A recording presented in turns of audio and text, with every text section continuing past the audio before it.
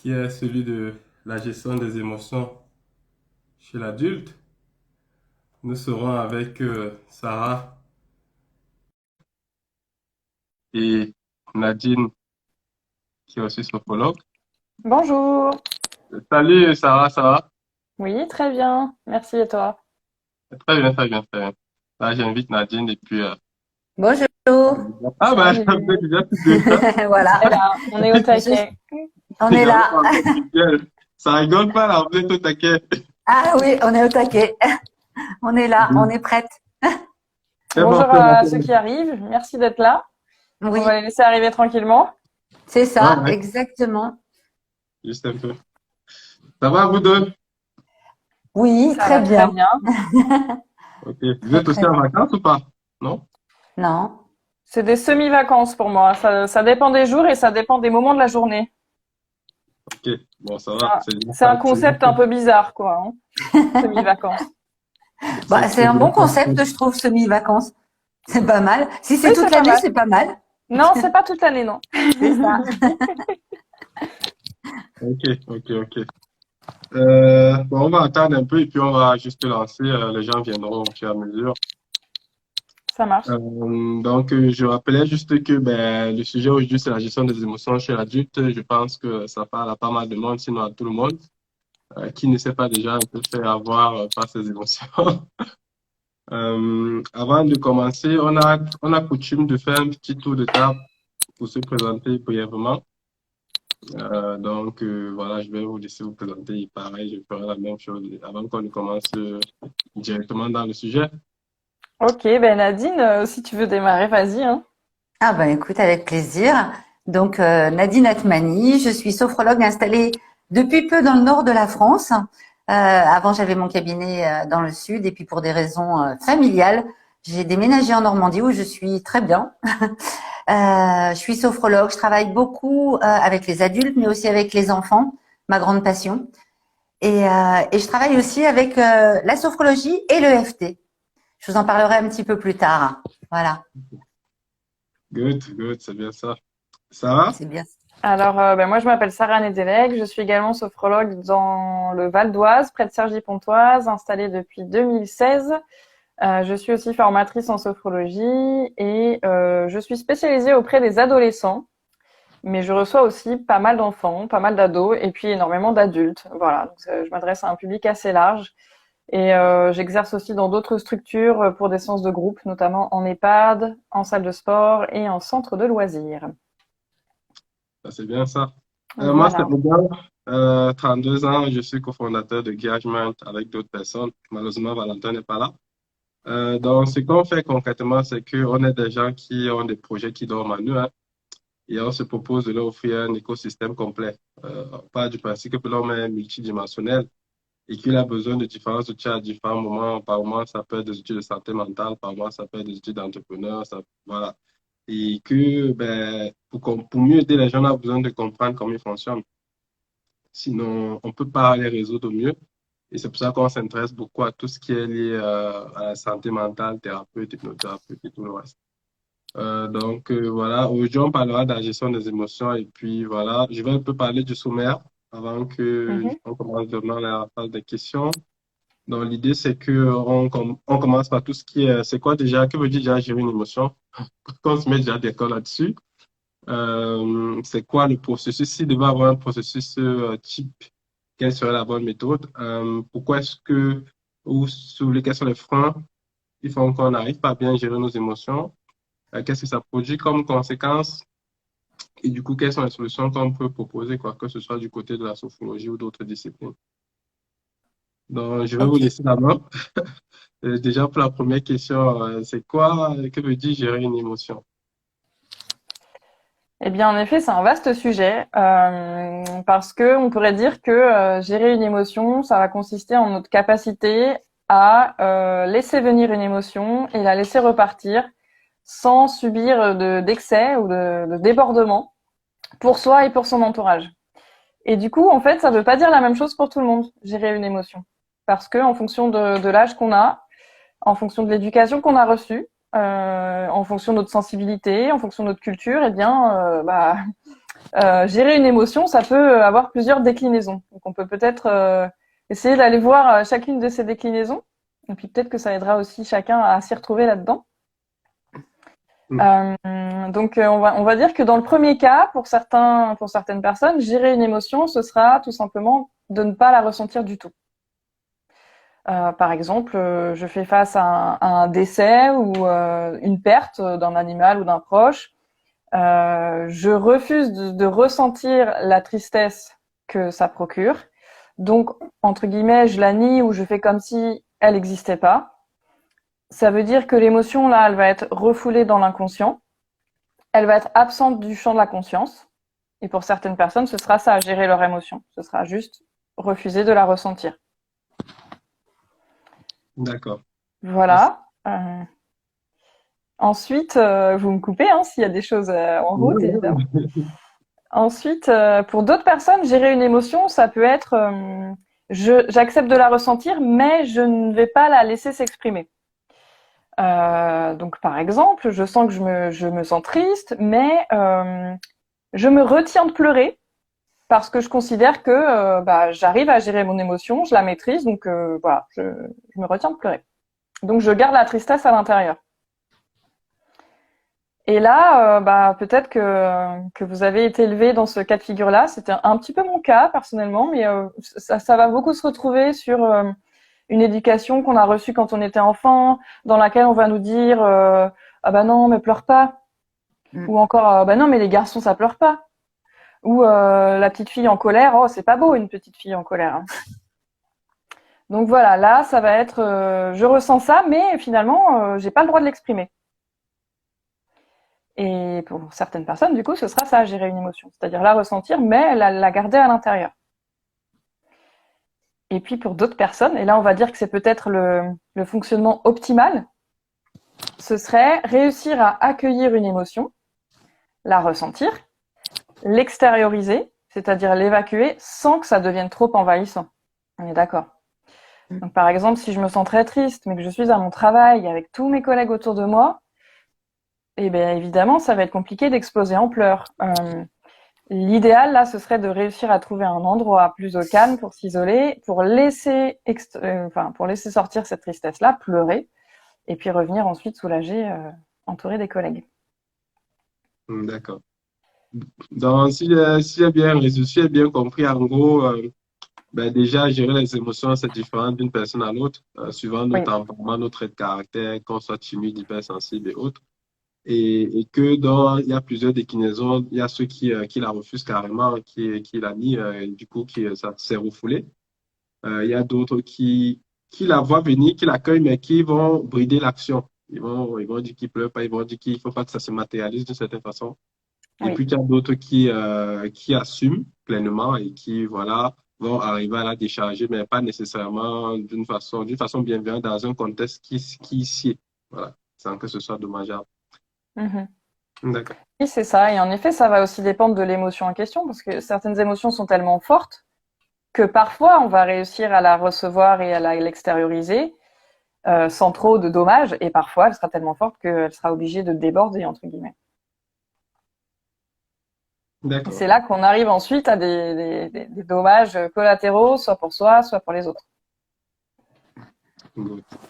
Ça, c'est bien ça, c'est bon ça. Mais du coup, tout à l'heure, tu disais que il y a des gens ils ont une émotion, mais ils la freinent. En tout cas, ils passent pas à l'action. C'est dû à quoi, en fait? Qu'est-ce qui fait qu'un adulte, qu'est-ce qui fait qu'en tant qu'adulte, on ne veuille pas exprimer nos émotions? Nadine, tu veux réagir ou pas? Oui, bien sûr.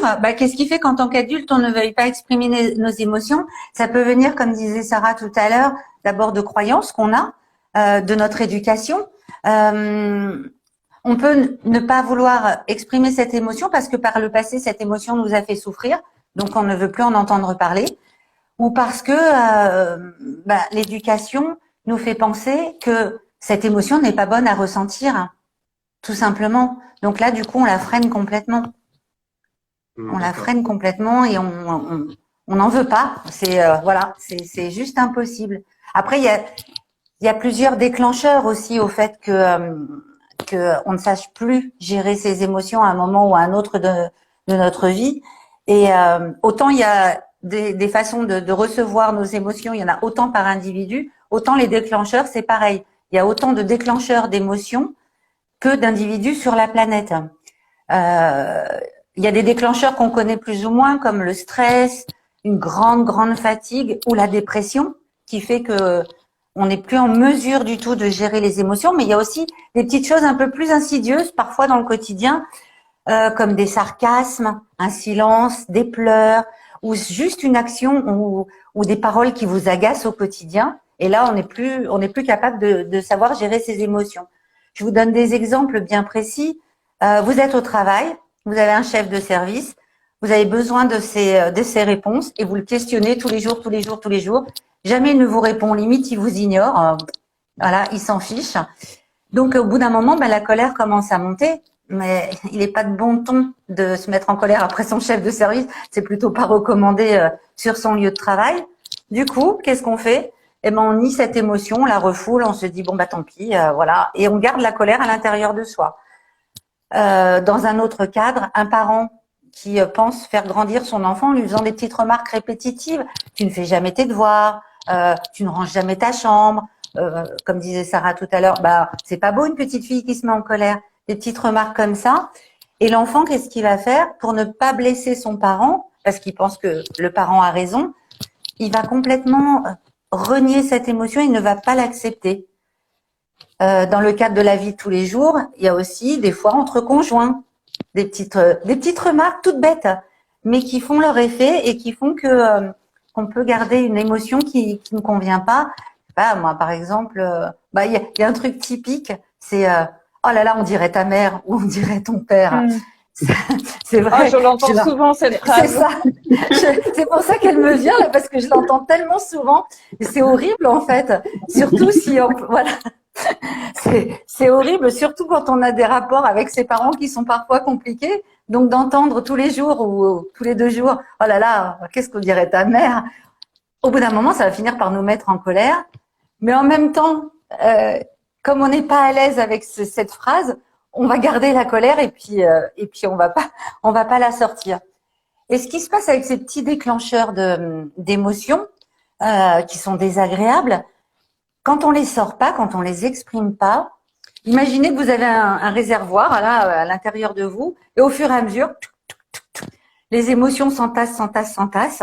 Voilà, elles finissent par générer un mal-être, même parfois à provoquer des maladies. Parce que au bout d'un moment, on a mal au ventre à force de garder ses émotions à l'intérieur de soi. On a les dents qui se tellement on a envie d'exprimer sa colère et ça ne vient pas. Donc ça s'entasse. Et puis, ça devient de plus en plus fort à l'intérieur de soi. Et le jour où il se passe un tout petit événement, rien du tout, je sais pas, un verre renversé sur la table ou voilà, toute la colère va sortir d'un seul coup et ça va paraître complètement stupide pour les autres. Vous explosez votre colère ou votre tristesse dans une situation qui n'est pas en adéquation avec l'événement, plutôt que de l'exprimer à chaque fois que survient une émotion désagréable dans son corps. Donc ne pas la laisser s'entasser, ne pas la renier, ne pas la rejeter, ne pas la refouler. Mais ça, c'est un travail dont on parlera tout à l'heure. D'accord. Mais j'avais une question quand tu parlais d'exemples, je voyais beaucoup de colère, tout ça, mais est-ce qu'il y a des émotions qui de base sont considérées bonnes, d'autres mauvaises? Alors, toutes les émotions, il n'y a pas de bonnes ni de mauvaises, elles sont là pour vous délivrer un message, les émotions. Quelle qu'elle soit, que ce soit une émotion agréable ou une émotion désagréable, elle est juste là pour vous dire, tiens, il y a quelque chose qui se passe là à l'intérieur. Soit vous l'écoutez et ok, ça passe. Je suis joyeux. Super, tant mieux. Je suis triste. Ok, je l'entends, je le laisse sortir. C'est pas les émotions qui sont mauvaises ou bonnes. C'est la façon que vous avez, vous, de les accepter et de les laisser s'exprimer. C'est ça qui fait la différence. Si on les entasse et qu'on les laisse grandir à l'intérieur de soi, ça, c'est pas bon. Si par contre, on apprend à les exprimer, à les extérioriser, ça, c'est bon. Ouais, parce qu'on est des êtres humains, du coup, on est fait pour ressentir des émotions. Et puis, c'est génial aussi, la variété d'émotions qu'on est capable de ressentir. Donc, Je pense qu'on a été énormément conditionnés, comme l'a dit Mélanie dans les commentaires au-dessus, par des croyances limitantes qui nous faisaient penser que certaines émotions étaient positives et d'autres étaient négatives. Ça veut dire que les négatives, on n'aurait pas le droit de les ressentir ou que ce serait pas bien. Et en l'occurrence, l'émotion, c'est une énergie de vie, donc c'est de la vie, c'est quelque chose qui se manifeste en nous. Donc en soi, c'est positif. Voilà. L'idée maintenant, c'est de réussir à canaliser les émotions qu'on peut appeler désagréables pour qu'elles puissent sortir sans que ça fasse mal ni à soi ni aux autres. D'accord, d'accord. Ça, c'est un grand point parce que je pense que beaucoup d'émotions comme la colère, c'est toujours un peu vu comme négatif. Mais quand on parle colère, tout de suite, on voit quelque chose de mauvais qu'il faut surtout pas laisser sortir, alors que plus justement on la laisse à l'intérieur, plus elle déroute, plus elle dérange. Et elle s'accumule, elle s'accumule. Oui. Surtout que la colère, elle n'est pas forcément. Des fois, elle est là pour de bonnes choses. Hein. Quand il y a quelqu'un qui abuse, voilà, ou de temps en temps, un petit coup de colère, ça peut faire du bien et c'est nécessaire. Ça peut faire avancer les choses. Ça aide à se faire respecter, à garder son territoire et justement à pas se faire marcher dessus. Donc, c'est même important. C'est justement ça qui, je pense, est le plus difficile dans la gestion des émotions, c'est que il y a tout un aspect de contexte et d'historique, c'est-à-dire que si tout le temps tu passes ton temps, par exemple, la colère, à l'évacuer à l'extérieur pour pas gêner les gens, ben finalement tu prends sur toi tout le temps. Tu n'exprimes pas nécessairement, en tout cas tu ne traites pas le déclencheur, tu vidanges plutôt. Donc, à un moment donné, peut-être ta colère, c'est ce qui va te donner le courage d'exprimer et d'éviter que le déclencheur ne réapparaisse pour te faire respecter, bref, pour t'affirmer. Donc, il n'y a pas finalement, il y a pas un canevas qui va tenir sur tous les cas. Oui, ben ce serait trop facile. Ça serait pas marrant. Non. Mais c'est déjà pas mal, ça c'est déjà pas mal. Donc, ce que j'ai retenu, c'est que, ben, en gros, comme on est conditionné à avoir certaines croyances, que ce soit de par notre éducation, bon, les hommes, ils doivent pas pleurer, ressentir trop ses émotions, c'est pas bien quand on est hypersensible, voilà, il faut qu'on soit fort et tout. Ben, on réagit différemment suivant les émotions. On a tendance à vouloir les stigmatiser plutôt que les accueillir parce qu'elles ont un message pour nous. Que ce soit même par rapport à l'éducation, que ce soit aussi par rapport à notre capacité à nous affirmer. On n'a pas tous cette capacité de dire non, par exemple. Donc, on va accumuler et la conséquence directe, c'est que ben, si on ne la laisse pas s'exprimer d'une quelconque façon, ben, elle s'accumule à nous, on la néglige et puis de jour en jour, ça s'entasse et puis un jour, voilà, c'est l'explosion, on se demande, les autres se demandent, ben, qu'est-ce qui a causé ça? C'est juste un petit événement, alors qu'il y a tout un historique et cet événement n'est que ce qui a permis voilà, la goutte d'eau qui a fait déborder le vase, quoi. J'ai aussi retenu que une fois que ça s'accumule, ben, les émotions produisent des effets physiques et même psychologiques chez nous, que ce soit au niveau des crispations de la mâchoire. Je sais que ça, c'est quelque chose que moi, je ressens beaucoup, en tout cas, où finalement le stress vient te rendre ta mâchoire assez rigide. Tu ne t'en rends pas forcément compte. Que ce soit la gorge qui se noue, d'autres ont des palpitations au niveau du ventre, d'autres, c'est les épaules qui deviennent tout de suite. Voilà, et le dos, tout ça, au niveau des effets physiques et au niveau des effets psychologiques, ben, le stress, on est tendu, un peu en alerte tout le temps, méfiant. Non. Et puis, c'est pas bon. Ben, ça finit par nous rendre malades. Ah oui. Ça peut finir par nous rendre malades si on n'écoute pas nos émotions, si on ne les accueille pas. Le stress rend malade énormément de personnes. D'accord. Et c'est quoi comme maladie?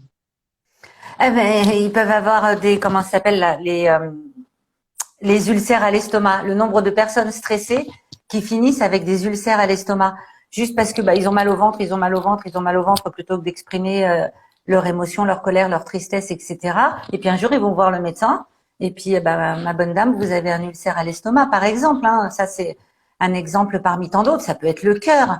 La tachycardie. Ouais. La tachycardie, ouais, tout à fait. D'accord, ça peut aller très loin. Ça peut aller très loin. Ça peut aller très loin. Alors personnellement, de mon histoire personnelle, c'était plutôt du côté respiratoire que ça venait jouer à l'époque, avant que je sois sophrologue. Ceci m'a amené à cela. Et du coup, c'était plus sur de l'asthme, par exemple, avec un stress tellement intense qui n'était pas géré, qui était ici, qu'une respiration coupée, et puis finalement l'asthme qui arrive, et puis problème respiratoire. Ah c'est marrant parce que moi aussi j'ai eu l'asthme. Et ben voilà, comme quoi, hein. Comme quoi. Ah, ça, c'est un bon point, ça. Je pense que maintenant, on verra plus les émotions de la même façon. Ouais. C'est pas juste le truc qu'on peut cacher sous le tapis. Non, Mm. non, non, on D'accord. peut pas. Et bon, maintenant, est-ce qu'on peut voir les solutions? Parce que je pense qu'on a peut-être découragé certains sur ce que les émotions peuvent provoquer comme dommage. En termes de solutions, qu'est-ce que la sophrologie propose et qu'est-ce que d'autres domaines proposent? Alors en fait, solution, c'est un bien grand mot, mais déjà, on pourrait dire il pourrait y avoir quelques étapes déjà qui aideraient à bien gérer ses émotions. La première, ce serait déjà de réussir à reconnaître quelle est l'émotion ressentie. Parce que si on ne sait pas ce qu'on ressent, on va avoir du mal à gérer. Donc nous, en tant qu'être humain, généralement, on connaît, on va dire, quelques émotions, les 6 ou 7 émotions primaires. On connaît la joie, la surprise, l'amour, la peur, la colère, la tristesse. Mais en fait, il y en a plein d'autres. La palette des émotions, elle est très très vaste. Donc ça va jusqu'à l'agressivité, l'anxiété, le désespoir, le vide.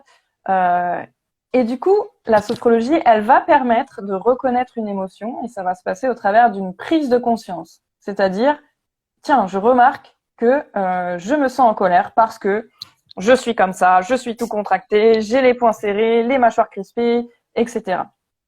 Donc, par une écoute de son corps et de ses sensations, déjà, il va y avoir une première étape qui va être prendre conscience de l'émotion qui est ressentie. Et à partir du moment où il y a eu la prise de conscience, ensuite, il y aurait une deuxième étape. Et la deuxième étape, ce serait accepter de ressentir l'émotion. Et ça, c'est pas une mince affaire parfois, parce que ça renvoie au conditionnement qu'on a vu tout à l'heure. Et du coup, ça voudrait dire accepter de sortir de la dualité entre l'émotion négative et l'émotion positive. Donc se dire, bon, bah, je ressens de la colère, c'est ok, c'est comme ça, à cet instant-là, et puis dans le moment présent. Et une fois que cette étape, elle a pu être mise en place, ensuite, évidemment, il va falloir extérioriser l'émotion. Et c'est là qu'il y a beaucoup de choses qui se jouent.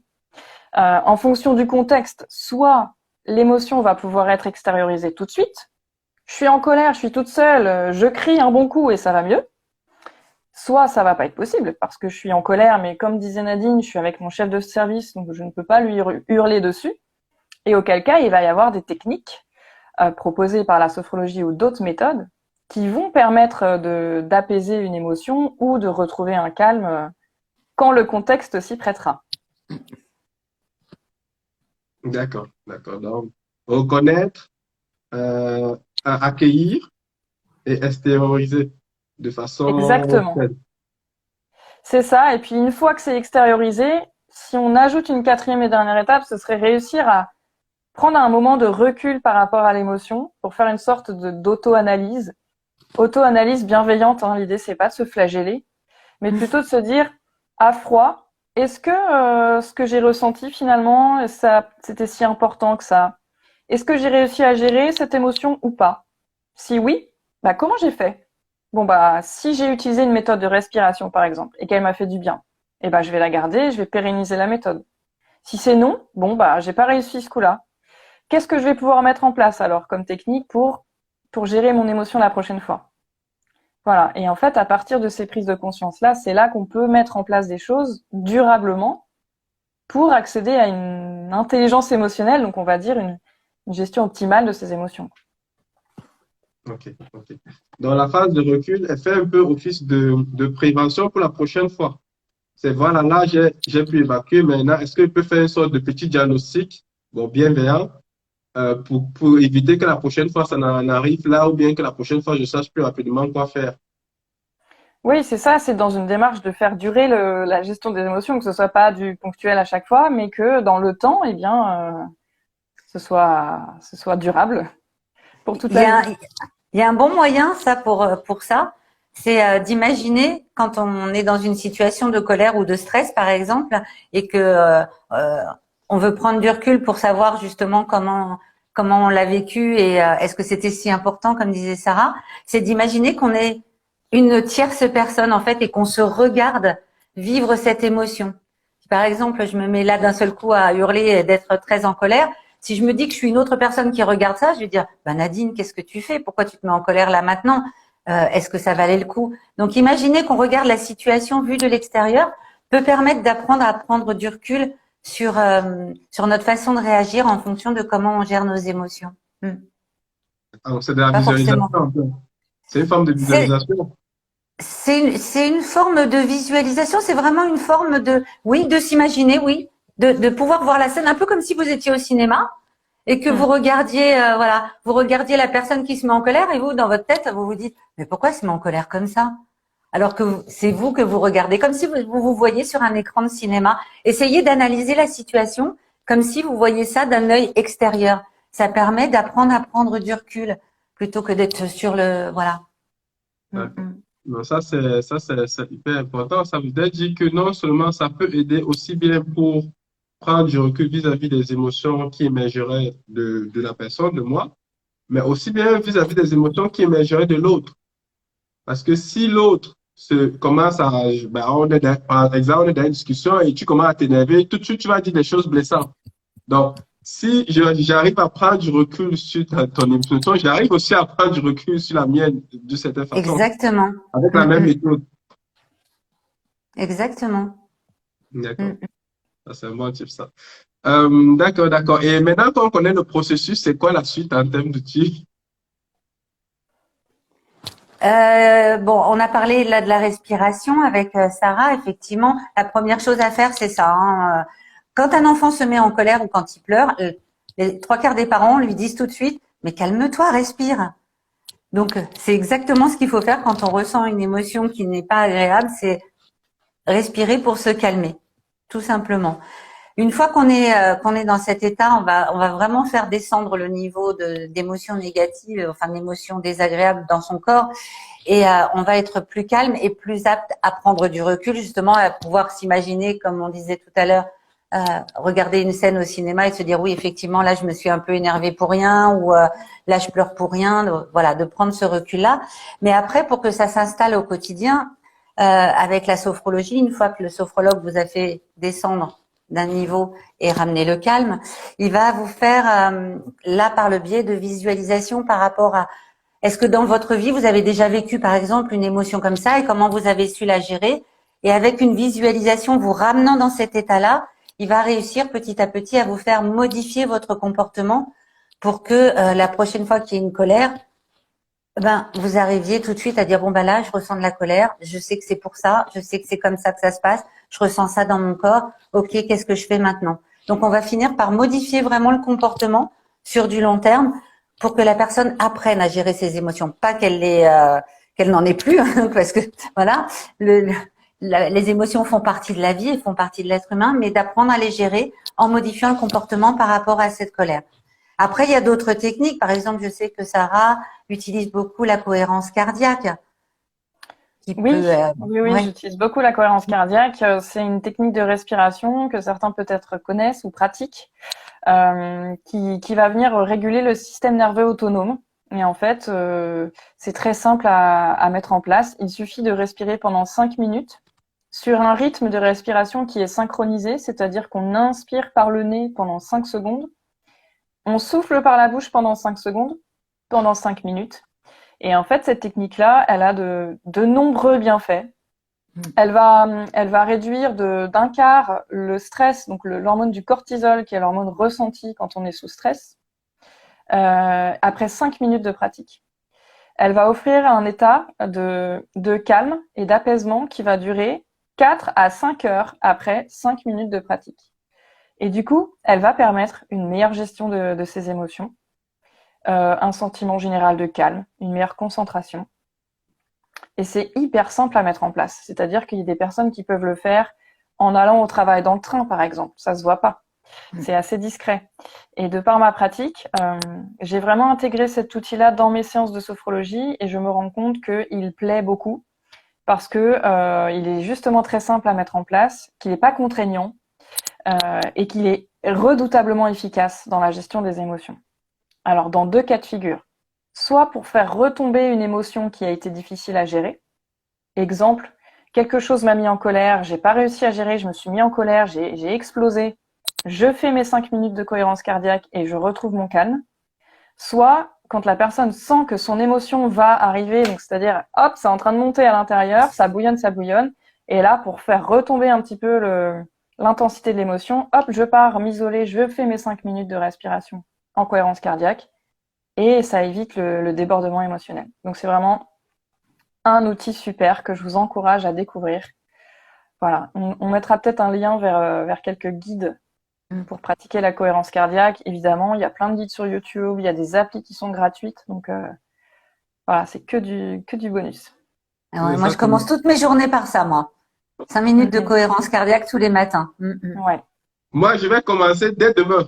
Parce que Tu nous diras ce que ça procure chez toi, mais vraiment, c'est redoutable. Hein. il y a un exercice de sophro que je fais déjà tous les jours, et ça, c'est grâce à vous, c'est celui qui consiste à respirer et à bloquer au niveau du torse.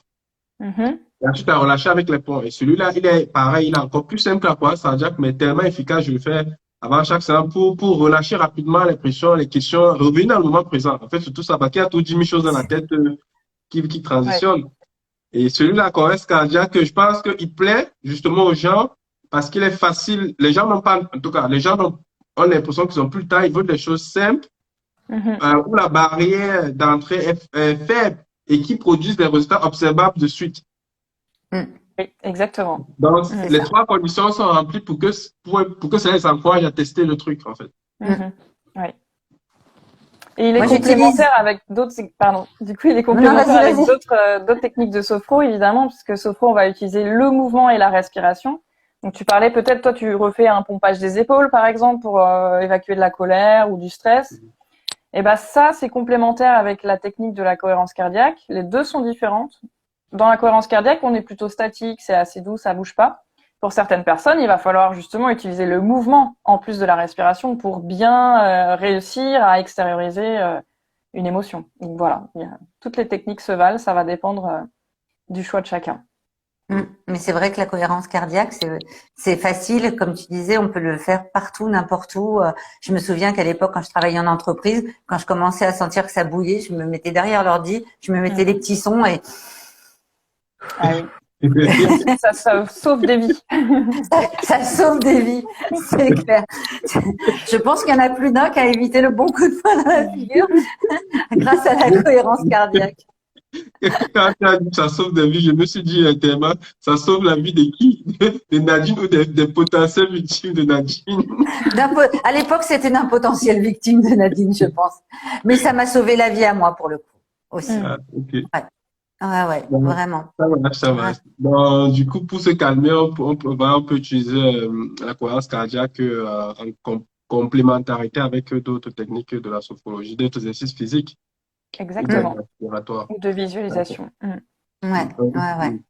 Moi, j'utilise également l'EFT, donc l'Emotional Freedom Technique, qui est aussi appelé l'acupuncture sans aiguille, qui a été créé dans les années 90 par Carrie Gregg. Et en fait, ça permet, quand les personnes arrivent, par exemple, dans mon cabinet, donc je mets le EFT et sophrologie, quand les personnes arrivent vraiment dans un état de colère ou de stress ou d'angoisse, de culpabilité, qui fait que je sens que je vais pas réussir à les faire respirer tout de suite, je leur fais une petite séance de EFT pour se libérer de leurs émotions super désagréables et très très fortes. Et en fait, ça consiste tout simplement à tapoter 12 méridiens du corps en répétant des phrases. Et en répétant des phrases, par exemple, par rapport à ce qu'elles m'ont énoncé quand elles sont arrivées en disant « J'en peux plus, ma fille me met hors de moi, je suis trop en colère, nanana ». Je lui fais simplement répéter en tapotant avec 2 doigts comme ça. Et quand je pense à ma fille, ça me met hors de moi. Donc, elle extériorise là. Et en même temps, elle est concentrée sur autre chose. Et en même temps, elle fait des petites impulsions énergétiques au niveau des méridiens du corps. Donc, on tapote ces 12 petits points. Et généralement, après cette petite, on appelle ça une ronde en EFT quand on fait tout le parcours des 12 méridiens. Et généralement, au bout de la première ronde, déjà, c'est bon. Alors, comment vous vous sentez là par rapport à votre fille? Bon, oui, ça va un peu mieux. Direct, ça fait redescendre vraiment tout de suite aussi. Mais ça, par contre, c'est plus compliqué dans le métro ou dans le train de se faire « j'en ai marre ». C'est un peu plus compliqué. C'est à faire chez soi. C'est à faire chez soi, oui. Ou en séance avec le thérapeute, ouais. Ouais, ou aussi au travail, de prendre quelques temps, d'aller dans un couloir ou bien même aux toilettes et hop, et commencer à C'est faire ça, une musique. L'essentiel, c'est c'est ça. d'être discret. L'essentiel, c'est d'être discret, oui. Mm. Et est-ce que c'est obligé de répéter à voix haute? Est-ce que ça peut être se Non, le répéter dans sa tête? tu peux le répéter dans la tête. Alors, c'est vrai que c'est toujours, il y a un impact plus puissant quand il y a la voix, mais ça Ouais. fonctionne aussi si tu le répètes dans la tête, si tu fais tout simple. Mm. Déjà, rien que tapoter sans même penser à quoi que ce soit, Mm. ça fait du bien. Mm. Déjà, au niveau énergétique, ça fait du bien. Mais si tu répètes les phrases dans ta tête mentalement, ça fonctionne. Et si tu les répètes à voix haute, tu entends ce que tu dis. Donc des fois, quand tu dis mais j'en peux plus de ma fille, tu dis mais non, c'est stupide ce que je suis en train de dire. Bien sûr Mm. que voilà, tu vois, Mm. ça permet de D'accord. ressentir Est-ce que c'est l'émotion et de l'accueillir. possible de faire un exemple en live où moi je ferai le travail, je sais pas quelle situation, on peut prendre au Dis-moi. travail, Ok. Alors il faut que tu te mettes dans la peau là de quelqu'un qui est énervé, par exemple après un collègue ou un chef ou par exemple, ou parce ouais, que t'es pas reconnu. je Ouais, vais me dis-moi. mettre dans la peau de quelqu'un qui est énervé parce qu'il a trop de boulot face à son boss qui lui donne, qui ne fait que lui en donner. Il n'a pas trop la capacité de dire non. D'accord, ok. Ça lui met la pression, il est en colère. Ok, d'accord, ça marche. Ça marche, ça marche. Et tu dirais que sur une échelle, par exemple, de 1 à 10, euh, cette pression, cet énervement que tu as parce que tu as trop de boulot, 10 étant le maximum et 0 étant le minimum, elle est à combien ton échelle là? 8, 9. Ah ouais, ouais, t'es très énervé. Ouais, T'es très énervé. parce que ça m'oblige à ramener du boulot à la maison, ça m'oblige à moins prendre soin de moi, donc ça a déjà un impact sur ma vie personnelle, ça me rend stressé, je ne peux plus profiter de rien de mes week-ends, donc ça me Ok. drame. D'accord, ok. Ok, ok, ça marche. Alors, je vais te montrer les points sur lesquels tu vas tapoter. Donc, avec deux doigts, tu vas tapoter sur le coin du sourcil. Et je Ensuite, le tu fais viendras… aussi, moi. Oh, bah, vas-y. Imagine. Voilà. Tu tapotes comme ça tout doucement, hein. Enfin, le but, c'est pas de se fracasser la tête, c'est de tapoter tout doucement. Ça envoie une impulsion électrique. Ensuite, ça viendra au coin de l'œil, là. Sous l'œil. Sous le nez. Sous la bouche. Puis, tu vas mettre les deux points comme ça. Et tu vas tapoter sur les clavicules. Puis sous la poitrine, avec les deux mains à plat. Et enfin, sous les bras, pour la partie corporelle. Et puis ensuite, on va passer sur les mains. Et donc, on va venir tapoter avec deux doigts, là, juste sur l'ongle, sur le pouce, sur l'index, sur le majeur. On passe l'annulaire parce qu'il a déjà été tapoté avec le coin de l'œil, ce méridien. Et on vient tapoter sur l'auriculaire. Et donc là, tu vas mettre tes pieds bien à plat, tu es tranquille, tu relâches un peu tes épaules. Voilà, tu te mets bien. Et tu vas commencer par tapoter ici, sur la tranche de ta main, avec ton autre main, en répétant, même si je ressens de la pression quand je pense au travail, Même si je ressens de la pression quand je pense au travail, je m'aime et je me respecte comme je suis. je m'aime et je me respecte comme je suis. Je ressens de la pression vis-à-vis de mon travail, Je ressens de la pression vis-à-vis de mon travail. mais je m'aime et je me respecte. Je ressens de la pression vis-à-vis de mon travail, mais je m'aime et je me respecte. Je ressens de la pression vis-à-vis de mon travail et je m'aime et je me respecte. Ok, on va passer au sourcil. Donc, tu tapotes sur le sourcil et tu dis, je n'en peux plus de ne pas avoir de week-end libre. Je n'en peux plus de ne plus avoir de week-end libre. Tu viens au coin de l'œil et tu dis, j'ai trop de travail. J'ai trop de travail Et cela m'exaspère. et cela m'exaspère. Tu viens là et tu dis, je veux apprendre à dire non quand j'ai trop de travail. Je vais apprendre à dire non quand j'ai trop de travail. Il faut que je sache dire non à mon patron quand il me donne trop de travail. Il faut que je sache dire non à mon patron quand il me donne trop de travail. J'ai trop de pression. J'ai trop de pression. Je refuse qu'on me donne autant de pression. Je refuse qu'on me donne autant de pression. Je veux avoir moins de travail. Je veux avoir moins de travail. Je veux avoir mes week-ends libres. Je veux avoir mes week-ends libres. Cela m'exaspère de ramener du travail à la maison. Cela m'exaspère de ramener du travail à la maison. Ça me met en colère d'avoir trop de boulot. Ça me met en colère d'avoir trop de boulot. J'en ai marre d'être en colère à cause du travail. J'en ai marre d'être en colère à cause du travail. Je veux être libre de ce trop de, enfin, je veux être rassasiée de ce trop de boulot. Je veux être libéré de tout plus trop de libre, boulot. voilà, plus libre de trop de boulot. Et tu reposes tes mains sur tes cuisses et tu respires profondément. Tu inspires, tu souffles. Et maintenant, tu vas me dire, sur une échelle de 1 à 10, comment tu te sens par rapport à cet énervement que tu ressentais par rapport au travail. À 5. Ok, et tu vois, ça c'est super. Et là, dans ces cas-là, quand on arrive à 5 en EFT, quand on arrive à baisser de 2 points, alors là, c'était un exemple, donc c'est pas une émotion que peut-être tu ressentais vraiment, c'était pour donner l'exemple. Mais si tu as descendu de 2 points ou si tu es beaucoup descendu, on va passer sur une seconde ronde où on va dire vraiment des phrases. Je décide. Là, on vient faire vraiment du positif. Là, tu vois, on a dit j'ai trop de boulot, j'ai trop de pression. C'était libérer l'émotion. Et là, dans la seconde ronde, on va dire je choisis vraiment d'accepter moins de travail. Je décide que c'est moi qui choisis la quantité de travail que je dois prendre. Je choisis de ne plus jamais emmener de travail à la maison, etc., etc. Voilà, voilà. Ça a Magnifique. l'air top. Ça donne envie. C'est amusant en plus. En plus, c'est amusant. Les enfants, ils adorent ça, par exemple, faire de l'EFT. Ils adorent ça. Parce que là, quand je leur dis, j'en ai marre de ma petite sœur. Ça leur permet de dire les choses en se tapotant comme ça. Et vraiment, il y en a qui se lâchent, qui disent, j'en ai vraiment marre de ma petite sœur. Mais du coup, c'est hyper important, parce que ça rejoint le point 2 qu'on disait tout à l'heure. Extérioriser l'émotion, juste en disant ça, ça autorise la personne à dire ce qu'elle ressent. Exactement. C'est la base ultime, en fait, pour accéder au reste. Ouais.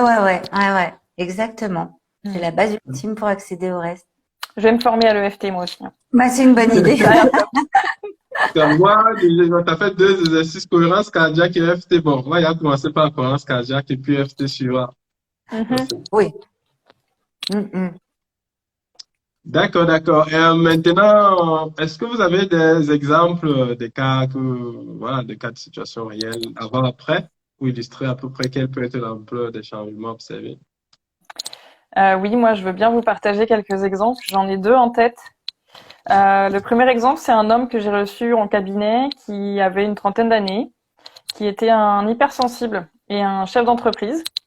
Et du coup, c'était quelqu'un de très, très impulsif, qui a toujours été impulsif, en tout cas selon ses dires, et qui venait me voir parce que il avait des accès de colère. Donc, il vient en cabinet, il me dit, voilà, je viens vous voir parce que ma femme ne me supporte plus, j'ai le sang qui fait des bulles et ça me bouffe de l'intérieur. C'est ces mots. Donc, beaucoup de stress, beaucoup de charge mentale, avec 2 enfants en bas âge, donc beaucoup d'énergie à gérer. Et du coup, il vient en cabinet avec des crispations dans tout le corps, très très fortes, et un gros problème d'irritabilité avec ses enfants. Donc, ça générait du conflit avec les enfants, du conflit avec sa femme qui ne comprenait plus les accès de colère. Donc, il fallait que ça change. Donc, ce monsieur-là, on a fait 5 séances ensemble. Et en 5 séances, il a appris à s'apaiser, à se calmer, à détendre son corps et à relâcher, donc détendre le corps, relâcher toutes les crispations qu'il avait dues à la colère. Avec la pratique des visualisations séance par séance, ça lui a permis de se rendre compte que dans certaines situations, il arrive à canaliser cette colère. En tout cas, il arrive à gérer. Et avec la pratique de la cohérence cardiaque, qui a vraiment été un soutien pour lui au quotidien, c'est ce qui lui a permis de décharger à chaque fois une émotion qui était trop forte. Donc il arrive à la 4e séance et puis je lui demande comment ça va et là il me dit bah écoutez ma femme ne me reconnaît pas. Bon, bonne nouvelle. Elle avait un nouveau mari. Voilà, donc l'idée c'était grâce à la respiration, à la cohérence cardiaque, à la visualisation qu'il arrive à décharger, en tout cas à prendre conscience de ses émotions et surtout à décharger le trop-plein parce que là il y avait vraiment un trop-plein. Donc voilà, c'était positif pour ce monsieur-là. Et puis, je peux vous parler d'un deuxième exemple. C'est une autre dame. Donc, pareil, une 30aine d'années, hypersensible également, puisqu'on a beaucoup d'hypersensibles dans le monde. Et cette dame, en fait, elle ressentait donc intensément ses propres émotions, étant hypersensible, mais elle ressentait aussi énormément les émotions des autres. Et elle avait tendance à absorber pour elle les émotions des autres, et ça générait beaucoup de stress et beaucoup d'anxiété. Donc là, l'accompagnement en sophro, ça a permis 2 choses pour cette jeune femme. La première, ça lui a permis déjà d'accepter qu'elle était hypersensible. Parce qu'on peut être hypersensible et c'est tellement difficile à gérer parfois qu'on peut ne plus vouloir être comme ça. Et c'est pas possible d'être comme ça. Il y a des avantages et des inconvénients à ce trait-là de personnalité. Donc ça lui a déjà permis d'accepter d'être hypersensible. Et dans un second temps, ça lui a permis de mettre de la distance avec les émotions, surtout avec les émotions des autres. Donc elle a appris à ne plus absorber les émotions des autres. Et on a fait beaucoup d'exercices de visualisation autour de la protection. Donc vraiment, l'idée c'était qu'elle crée des bulles de protection qui empêchent les émotions des autres d'arriver dans sa zone de tranquillité et de confort à elle. Et voilà. Et du coup, cet accompagnement-là, il lui a permis d'avoir un quotidien qui était beaucoup plus doux et beaucoup plus facile à vivre après, quoi. D'accord. Il me vient une question, à quoi consiste l'exercice de visualisation de la bulle? Est-ce que c'est quelque chose de compliqué? C'est très simple. Alors, ça peut tout simplement être, en inspirant par le nez, je viens lever mes bras à la verticale, ensuite je bloque ma respiration, et quand je souffle lentement par la bouche, je vais dessiner les contours de la bulle.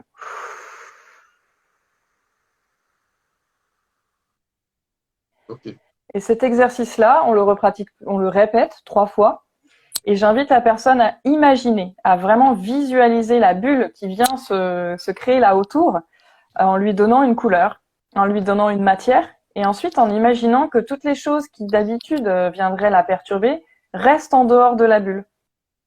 Et une fois que la personne a créé sa bulle dans son imaginaire, elle peut l'emmener partout. C'est-à-dire qu'elle peut visualiser sa bulle au travail, visualiser sa bulle à la maison quand il y a les enfants qui hurlent le soir. Et voilà, ça c'est aussi une technique qui est très efficace pour les personnes qui sont en accompagnement de sophrologie. Magnifique. En fait, on construit son arme de protection, si on peut dire ça comme ça, et après on y fait appel rapidement dans les contextes adéquats. Oui, c'est ça. Plus ensuite on fait appel à cette image, eh bien plus elle va devenir naturelle et ensuite elle va presque venir toute seule sans qu'il y ait d'effort à faire. Ça, c'est bon ça. Après, on a l'impression qu'on a notre bulle tout le temps avec nous. C'est ça. C'est la simplicité je l'ai déjà testé d'ailleurs. Par contre, je n'ai pas nécessairement été dans la régularité. Mais je sais que je l'ai testé dans le cadre de la méditation. Et que, effectivement, ça produit un changement subtil. Parce que quand on est hypersensible, on est quand même très à l'écoute. On peut sentir certaines variations très rapidement. Mais après, je n'ai pas été très regardant là-dessus. Donc, je l'ai pas répété au point de m'en resservir. Je ne savais même pas qu'on pouvait s'en resservir dans d'autres contextes. Je pensais qu'il fallait toujours créer un peu ce cadre de silence, de calme en soi avant d'y faire appel. Pas forcément, non. Ça peut vraiment être je m'ancre, je me mets debout ou assis à un moment calme, mais il n'y a pas besoin d'avoir une préparation spécifique de méditation avant, par exemple. Je peux vous donner mon propre exemple à moi par rapport à cette bulle. Moi, j'étais phobique des papillons. Je sais pas d'ailleurs si tu t'en rappelles, Sarah. Oh oui, je me rappelle. Ouais. J'étais complètement phobique des papillons et j'ai été accompagnée par une sophrologue par rapport à ça. Et quand elle m'a fait créer ma bulle, en fait, je voyais les papillons qui venaient, qui glissaient, qui tombaient par terre. Et du coup, maintenant, je peux me balader avec un espace où j'ai ma bulle. Et en plus, c'est un truc de fou parce qu'avant, les papillons m'agressaient. Maintenant, ils viennent plus jusqu'à moi. J'ai la bulle qui est autour. Voilà, c'est vraiment le truc. Avant, j'avais vraiment l'impression que ils me cherchaient, qu'ils venaient, qu'ils voulaient absolument me toucher, et j'en avais super peur. Maintenant, quand je me promène avec ma bulle anti-papillon, il reste vraiment une distance raisonnable, comme si la bulle existait vraiment autour de moi. C'est quand même assez fabuleux comme ça marche. Oui, c'est assez incroyable. Un autre exercice pour moi. Du coup, Nadine, tu as Oui. des exemples à nous partager?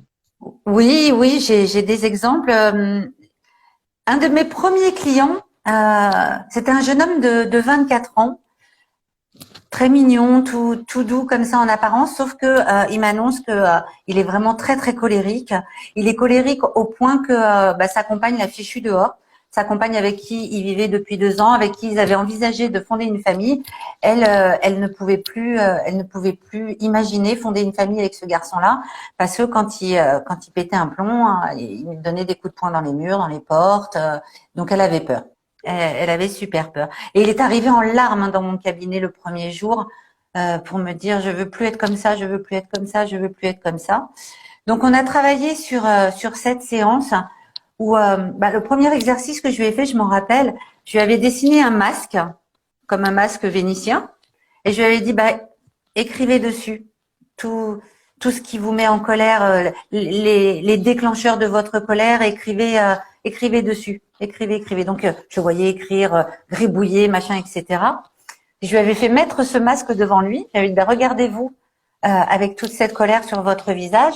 Et puis maintenant, déchirez-la. Et on a fait des exercices de sophrologie. Et dès la première séance, dès qu'il est revenu à la deuxième séance, il m'a dit, bon, c'est fini, je me mettrai plus en colère. Je savais pas si ça allait être vrai ou pas, mais on a continué donc sur les 7 séances. Je lui ai appris à se calmer, je lui ai appris à gérer justement cette colère, à lui dire qu'effectivement quand il en avait, il pouvait la garder sous certaines formes, mais qu'il fallait pas qu'il la laisse exploser comme ça. Et puis au bout de cette séance, tout est rentré dans l'ordre. Il est rentré et retourné vivre chez sa copine, à qui il avait dit qu'il se faisait accompagner par une sophrologue parce qu'il voulait la reconquérir et fonder une famille. Et il continue de me donner des nouvelles, c'est ça qui est super mignon. C'est que là, ils ont eu leur premier enfant tous les deux. Ah. Donc, ouais. Et le deuxième Ça sauve des vies, la gestion des émotions. Mais oui, mais bien sûr, ça sauve des vies, la gestion des émotions. Mais évidemment, ça sauve des vies, ça sauve des couples, ça sauve des enfants, c'est clair. Hein. Ça sauve des travails, ça sauve tout. Et le deuxième exemple qui m'a beaucoup touchée, c'était une jeune maman d'une 40aine d'années qui avait le sentiment d'être tout le temps triste, de ne jamais profiter d'aucun moment de la vie. Même quand ses enfants riaient, tout ça, elle se sentait triste à l'intérieur. Et en plus, elle avait super peur de communiquer ça à sa famille, à ses enfants, de les rendre tristes parce que elle était tout le temps triste. Alors, elle m'avait appris que quand elle était petite, justement, on lui répétait tout le temps ah mais ne pleure pas, tu verras, la vie elle est assez compliquée, tu auras bien l'occasion de pleurer plus tard. Bon, ok. Alors on a eu un long travail où on a alterné la sophrologie et le l'EFT parce qu'il y a des moments où elle arrivait dans le cabinet où elle me disait non mais je vais jamais y arriver, je ressens vraiment cette tristesse au fond de moi. Donc là, on faisait un peu de l'EFT avant de commencer la sophro. Et la dernière séance, elle m'a dit « Wow, Nadine, j'aurais jamais cru un jour m'émerveiller d'entendre le chant des oiseaux, de vivre autant les instants présents, sans ressentir cette tristesse au fond de moi, de vivre vraiment l'instant, de voir des choses, de voir une fleur et de me dire « Oh, qu'elle est jolie la couleur de cette fleur !» Chose qu'elle n'avait jamais fait de sa vie avant, parce que elle passait devant la fleur, mais elle se dit, moi, je suis triste. De toute façon, la fleur a beau avoir de belles couleurs, moi, je suis triste. Alors que là, elle avait complètement changé son comportement et elle fonctionnait différemment. Elle voyait la fleur et elle dit, ouais, elle est jolie, cette fleur. Ouais, le chant des oiseaux, c'est trop beau le matin au réveil. Voilà. Elle était devenue complètement positive. Elle était dans le moment présent et positif. Ouais. Mm, mm, mm, mm, Good. mm, C'est bien ça, mm. ça fait des Mm. miracles. Ouais. Ah, ça fait plaisir. Mm. L'exercice du masque m'a beaucoup marqué et je suis un peu curieux, ça vient de quelle discipline? C'est du, comment on appelle ça? C'est de l'art thérapie, c'est quoi? Le fait d'écrire tes émotions sur ton masque. Bah, en fait, je suis partie d'un exercice de sophrologie qui existe, hein, le pompage des épaules, puis ensuite les moulinets, et je me suis dit, je vais le matérialiser avec sa vraie colère. Bah, Sarah, ce matin, tu as mis un truc avec le ballon de baudruche, c'est exactement, voilà, c'est Le même exactement principe. le même principe. C'est-à-dire que, en plus, là, ensuite, le masque, il l'a déchiré en 1000 morceaux, il en a fait 2 boules dans ses mains, qu'il a jeté au sol. Donc, il a matérialisé cette colère qu'il avait sur le visage quand il m'a dit quand je suis en colère, je suis transformée, je serre les dents, je suis affreux. Enfin bref, donc c'est juste des exercices de sophrologie, mais de temps en temps, bah, on les matérialise pour que ça soit plus simple à à ressentir le geste qu'on fait, à ressentir dans son corps ce qui se passe. Mm, mm. Ok, ok. En tout cas, c'est quatre exemples très, très édifiants, euh, surtout dans les contextes variés de famille, de charge mentale, d'entrepreneurs. C'est des contextes qui sont très pesants et qui sont même très d'actualité avec tout ce qu'il y a comme Covid et tout le reste.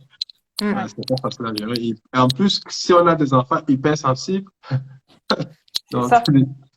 donc déjà, je pense qu'on a tout le décor qui est réuni pour que le mec, il ait vraiment du sang qui bout, quoi. Mm. Mhm. Ouais, Euh, Et ouais. En est-ce l'occurrence, que il avait un fils hypersensible. en plus. là-bas, Et lui-même étant hypersensible, ça renvoyait aussi en miroir ses propres difficultés à gérer ses émotions qu'il retrouvait chez son enfant. Donc c'était Mm. encore plus compliqué du coup. Ouais.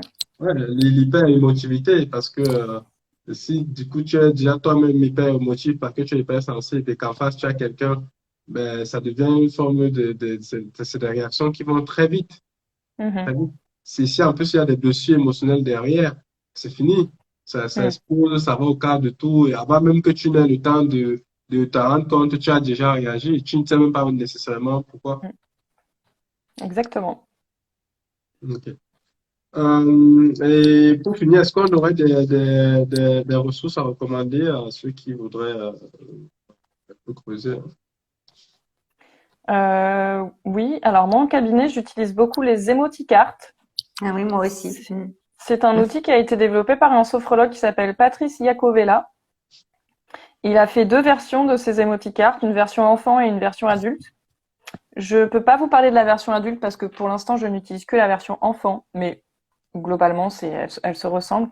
Et en fait, ça permet d'avoir une meilleure connaissance des émotions désagréables que l'on peut ressentir en tant qu'être humain, une meilleure connaissance des émotions agréables qu'on peut ressentir. Et ça propose aussi des exercices, des techniques qui sont inspirées de la sophrologie, qui sont généralement assez ludiques et assez rapides à mettre en œuvre pour justement passer d'une émotion désagréable à une émotion agréable. Donc c'est assez ludique, pédagogique, c'est un petit support très simple, des petites cartes vraiment de petite taille. Je crois que ça coûte pas bien cher et ça peut être mis à disposition des enfants et des adultes, même dans la famille. C'est un outil intéressant à avoir quand le parent n'arrive pas à exprimer une émotion ou quand l'enfant n'arrive pas et qu'il n'y a pas de solution apparente qui arrive, quoi. D'accord. Les émoticons, ça j'ai retenu. Ouais. Émoticarte, oui.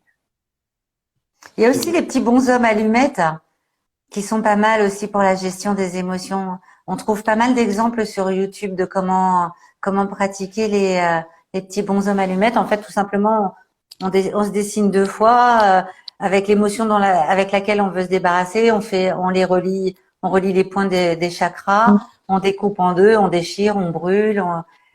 Faut regarder plus précisément, mais c'est vrai que c'est pas mal aussi pour gérer les émotions, les petits bonshommes allumettes. Mm, mm. Ça marche, ça marche, ça marche. Émoticons et bonshommes à se mettre. D'accord. Et est-ce qu'il y a des livres, des choses comme ça? Il y a un livre que je connais qui s'appelle L'intelligence émotionnelle. C'est un gros pavé qui est hyper intéressant. En fait, il va donner vraiment toutes les clés pour comprendre les émotions, pour les gérer et pour accéder à cette intelligence émotionnelle. C'est-à-dire la version optimale de la gestion de ses émotions. Donc voilà, c'est très intéressant et c'est aussi orienté pour les entrepreneurs justement, pour mettre en application cette gestion des émotions dans le cadre du travail ou de l'entrepreneuriat. Donc c'est voilà, c'est assez intéressant comme livre. Je note. C'est bon, je pense que les gens seront assez outillés. Pour ceux qui veulent creuser, en tout cas, il y a de quoi faire, que ce soit Emojicat, Bonhomme d'allumettes et l'intelligence émotionnelle appropriée pour les entrepreneurs. Je vais essayer de résumer un peu ce qu'on a vu parce que les gens qui regardent, en fait, ils regardent pas nécessairement tout et on nous a souvent fait la demande d'avoir un petit résumé. Donc, l'idée, c'était que déjà, gérer les émotions, ça dépend de tout un chacun. Suivant notre trait de caractère, on réagit différemment. Il y en a qui ont tendance à vouloir nier l'émotion, d'autres ont tendance à vouloir l'accueillir, mais à se brider, entre guillemets, dans l'action. Et d'autres, ils font tout le parcours de l'accepter pleinement et de la vidanger, voilà, que ce soit en public ou en privé. Et du coup, on disait que par rapport au premier, au deuxième point, que finalement, il y avait pas mal de freins qui apparaissaient suivant certains facteurs comme l'éducation qu'on a reçue, les croyances qu'on a intégrées, les injonctions, peut-être même notre capacité de nous affirmer. C'est pas tout le monde qui est capable de dire non, pas tout le monde qui est capable de forcément dire qu'il va accepter de pleurer, qu'il se sent rabaissé, et plein d'autres paramètres qui vont venir faire en sorte que on se stigmatise ou bien on considère qu'une émotion n'est pas qui est désagréable ou bien elle est agréable, qui pourtant a un message, mais on va la stigmatiser, on va s'empêcher volontairement de la laisser s'exprimer parce qu'on la qualifie de mauvaise. Voilà, on peut dire ça comme ça. Alors que ça peut être très bénéfique. Après, on a vu que si on continue dans cette direction-là, à vouloir nier nos émotions, en tout cas ne pas les laisser s'exprimer totalement, elles vont s'accumuler en arrière-plan. Et même si on n'en a pas conscience, à un moment donné, ça s'accumule et après ça explose. Et généralement, quand ça explose, c'est pas bon, c'est dans des contextes négatifs, au boulot, en couple et tout. Voilà, ça produit pas l'impression, même si elle est légitime, l'émotion, le résultat n'est pas bon, ça produit une mauvaise image, ça a des conséquences collatéraux. En plus de ça, il y a des effets physiques et physiologiques sur nous, que ce soit sur la santé, voilà, déjà physiquement au niveau des épaules, de la mâchoire, du ventre, ça peut même aller au niveau des maladies on a parlé de l'asthme, on a parlé de crises d'estomac, voilà, on pourrait aller plus loin. Au niveau psychologique, on a parlé du stress, on a La parlé dépression. La dépression, ouais. La dépression aussi. La dépression. Ça, c'est le cas le plus extrême, je pense. Oui, ouais. Les burn-out, par exemple, typiquement, voilà, c'est des émotions au travail qu'on n'a pas su gérer et qui finissent en dépression, en état dépressif majeur, burn-out. Donc, ça peut aller vraiment très, très loin. Ouais. Je pense que pour la dépression, un peu sur le burn-out, il y a besoin de jouer sur deux leviers. Les deux leviers, c'est vraiment comment j'évacue l'émotion et comment j'apprends aussi à m'affirmer. Surtout à niveau burn-out, c'est vraiment un extrême parmi les extrêmes. On se laisse opprimer et je pense que c'est généralement des profils perfectionnistes. Donc, OK. Donc, du coup, si on a pris conscience que accueillir son émotion, c'est une bonne chose, il ne faut pas la stigmatiser, il ne faut pas la brider, et que ça peut aller très loin dans notre santé, en termes de solution, le bon processus, ce serait d'apprendre déjà à l'identifier. De quoi il s'agit? Est-ce que c'est une colère? Est-ce que c'est d'autres? En tout cas, au moins, apprendre le temps d'essayer de voir ce qui monte en nous. Ensuite, à l'accepter. Une fois que l'ai identifié, est-ce que je peux revenu dans le calme? On a vu que pour l'accepter, il peut y avoir plusieurs outils, on reviendra dessus. À l'extérioriser, est-ce que je vais aller cogner du poing dans la voiture ou bien je vais cogner du poing au bureau? C'est pas la même chose. Est-ce que je vais forcément crier sur madame ou sur monsieur tout de suite là, ou bien c'est mieux que je me loigne un peu sur le côté je sais pas, du fauteuil et puis ou bien passer à la télé avant de revenir? Donc, ça, c'est une chose. Et éventuellement, est-ce que je peux prendre du recul sur tout ce qui s'est passé là pour me dire comment est-ce que je peux bénéficier de cet apprentissage, soit pour prévenir, soit en tout cas pour ne pas refaire la même bêtise, ou en tout cas pour savoir d'emblée quelle est ce que je peux adopter comme routine pour que ce soit beaucoup plus facile à l'avenir. Donc, c'était ça, on peut identifier, accepter, évacuer et prendre du recul. Après, on a vu que maintenant, il y avait des outils pour chacune de ces étapes-là. Bon, pour l'identification, c'est plus voilà, de connaître, plus de se connaître plus, mais ça, c'est pas vraiment c'est plus des outils de connaissance de soi. Pour l'acceptation, on a beaucoup parlé de la respiration. Est-ce que je peux respirer pour revenir dans le calme et du coup accepter sans juger ce qui monte? On a vu qu'il y avait plusieurs types de respiration. On a parlé de la cohérence cardiaque. On a parlé on a vu que ça pouvait être mis en complémentarité avec d'autres types de respiration ou d'exercices de sophrologie, sur le haussement des épaules. Ça dépend de l'intensité de l'émotion qui remonte et aussi de la personne, ce qu'elle veut bien pratiquer. Au niveau du calme, on a vu l'EFT, l'Emotional Freedom Technique, qui était une forme d'association de tapotement sur les méridiens avec affirmation en tout cas, extériorisation de son ressenti réel. Et ça produisait, voilà, une sorte de soulagement immédiat sur l'intensité de la douleur. Est-ce que je suis sur une échelle de 5, là, je peux descendre et que, voilà, il y a une forme de ronde, de cycle suivant les degrés d'amélioration qu'on expérimentait. C'est ça. Après, on a parlé d'autres exercices. Ça, c'était plus au niveau des cas, des personnes que vous aviez reçues, des personnes qui ont eu à créer des bulles. Ça, j'ai bien aimé ça. Des bulles de protection. Je me trève ça plus dans l'aspect, je prends du recul. Ok, j'ai subi une émotion une fois, mais si justement je veux plus la subir tout le temps, un peu comme cette fille-là qui subissait tout le temps les émotions des autres, voilà, je mets une sorte de protection et la bulle a était une. Donc moi, je mettrais plutôt ça dans l'outil pour prendre du recul, pour éviter justement que plus tard, ça continue à m'impacter autant. Ouais. Bon, après, c'est tout ce que j'ai retenu. Le reste, c'était plus des outils. C'est déjà pas mal, hein? T'as fait C'est un bon déjà pas résumé, mal, ouais. Très précis. Carrément. C'est pour les autres, voilà, ça permet au moins d'avoir 5 minutes où on peut, et même pour moi-même, je reviens à la fin et là j'ai comme de sommeil et puis là on peut dérouler. Donc c'est pas mal. En tout cas, moi personnellement, j'ai noté des exercices que je vais appliquer dès demain là, la cohérence cardiaque. L'EFT, quand j'aurais fait ça, l'EFT, la bulle, rien que les trois là, et puis peut-être le masque. Je pense que c'est assez frappant ces outils qu'on peut appliquer rapidement, simplement et qui produisent des résultats tout de suite. Ouais. Exactement. Tu nous diras ce que ça produit alors comme effet. Yes. C'est ça. Tu nous tiens au courant, ouais. Yes, ça marche, je ne manquerai pas. Merci. Merci beaucoup à vous deux. Je ne sais pas si vous avez un mot à rajouter. Sinon... Ben non, j'ai pas de mots à rajouter. Merci pour l'invitation. C'était très agréable, en tout cas, d'être avec vous aujourd'hui. J'espère que ça pourra répondre à quelques questions de personnes qui regarderont le replay. Donc voilà, merci en tout cas. Ouais, merci beaucoup. C'était vraiment très agréable, c'était très fluide et très intéressant de parler de la gestion des émotions aussi. Ça nous remet aussi un peu, nous en tant que thérapeutes, dans le bain de tout ce qu'on vit au quotidien avec nos clients. Mais c'est intéressant d'en parler. C'est intéressant. On se rend compte là vraiment qu'il y a beaucoup de personnes qui ne savent pas gérer leurs émotions et que on peut leur apporter vraiment des solutions avec tous nos outils et ça c'est chouette. Donc merci beaucoup, ouais. Tout à fait. J'ai pas parlé de l'objectif au début, mais l'objectif est vraiment il y a l'objectif de vulgarisation. Il y a tout ce paradoxe il y a beaucoup d'outils ici à droite, mais il y a beaucoup de monde ici à gauche qui ne connaissent pas les sens. Et peut-être juste de faire un peu sur comment lier tout ça d'une façon qui, même si ce n'est que 10%, mais que ces 10% là, voilà.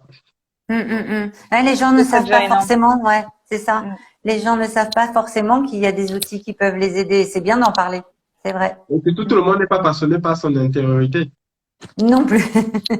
Donc, ils vont pas aller chercher ça pour exister sur le net, ils vont pas aller chercher d'autres domaines. Donc, tout le monde déjà ça existe déjà, oui. Mais l'exemple que j'aime bien prendre, c'est imaginez en tant que thérapeute, un mathématicien qui est à côté de vous. Oui, il connaît plein de trucs mathématiques de formules, mais vous, ça vous intéresse pas. Vous, vous avez juste besoin de votre GPS pour conduire, vous voulez pas connaître toutes les équations qu'il y a. C'est vrai. Après, on peut peut-être considérer que les personnes qui vont venir regarder le replay sont intéressées par leur intériorité un minimum. Et du coup, voilà, il y aura forcément des choses qui vont leur parler là-dedans. Oui. Évidemment, ils sont intéressés par le problème, Ouais, et voilà. pas Par le la changement. solution. Voilà. Le changement, le problème, le changement. Et c'est après que les bénéfices, c'est après qu'ils voient l'outil. Oui, oui, oui. Si ça fait déjà une Bien. première prise de conscience de regarder ce replay, c'est déjà pas mal. C'est déjà beaucoup. En tout cas, nous, on va découper la vidéo, on la partagera sur d'autres plateformes, même en réel, tout ça, ça permet d'entretenir. Donc, ne soyez pas surpris que même d'ici 2, 3 mois ou dans certains groupes Facebook, vous voyez passer les petites miniatures de vidéos de vous. C'est ça. Ok. Ok, ben, merci à vous Super. deux. Merci Et beaucoup, puis merci aux Sarah. personnes qui sont là, qui sont venues aujourd'hui. Ouais, À vous merci deux. beaucoup à tous. À bientôt. Bye. Bye. Bye.